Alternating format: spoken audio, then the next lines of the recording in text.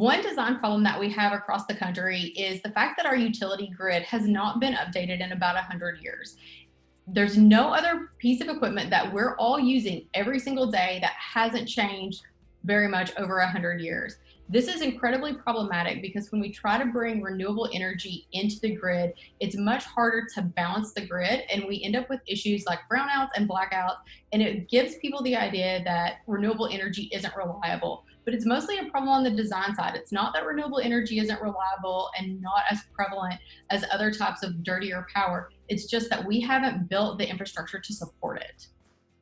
Yeah, so at work, some of the big design problems that we've had to deal with, in particular in the past year, is as we transition as a state to more renewable energy, there's a big question around how do we do so in a way that ensures reliable energy if we are weaning off of fossil fuels.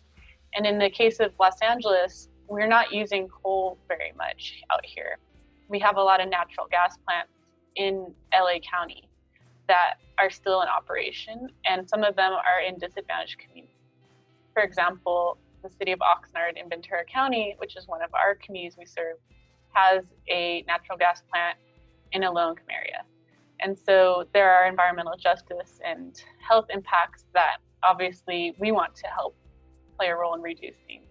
And so how we transition as an industry, but also how Clean Power Alliance can play a role in fast tracking that transition, not because we need to be able to have enough alternate energy sources like wind, solar, battery storage, geothermal, etc., in order to replace the capacity that those natural gas plants are generating now.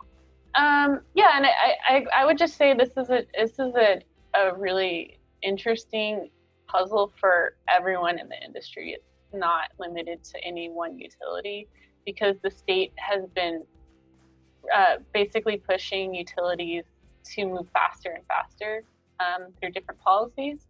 And so it's exciting because if we figure out the solution, we make a huge impact. But it's also a challenge because, we have a clock that's ticking, and we need to figure out how to do it safely, reliably, and cost effectively. Yeah, so I think, one of the biggest design problems that we face in our work, especially here in our LA office, is that our homeowners, traditionally have older stock homes. So that means there's a lot of roof issues. And that would prevent us from being able to install solar on the roofs of these homeowners. I would say that out of every 10 homeowners we talk to that are interested in our program, we can probably only install for about 2 or 3 of them. So there's really a question around how do we, get over that hurdle of having bad roofs. Is there another way to, implement the technology? We've looked at things like cool roofs, but then there's some funding issues around that. So at the most basic level for us, roofs, the quality of the roofs are definitely a big challenge. I would say, kind of big picture, here in the city of Los Angeles and really the county, I think one of the biggest challenges is that it's an urban market. We're essentially in a city, and there's a question around the availability of space, right? So we have to be really creative in order to effectively deploy the associated technologies. So what does that look like? I remember being in, a meeting many years ago, and, one of the panelists really said that we need to look at the rooftops as, of these commercial buildings and government buildings as really solar real estate, So if we're gonna meet our, renewable energy targets and, our portfolio targets by 2030 or whatever that number is, we have to figure out a way how we're gonna deploy more solar and what that looks like in an urban setting.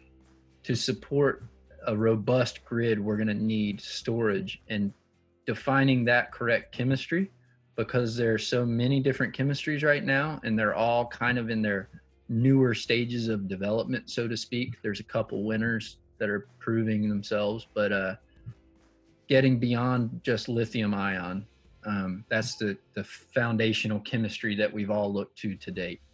That's the biggest challenge, and going to be the biggest question of what is that correct chemistry.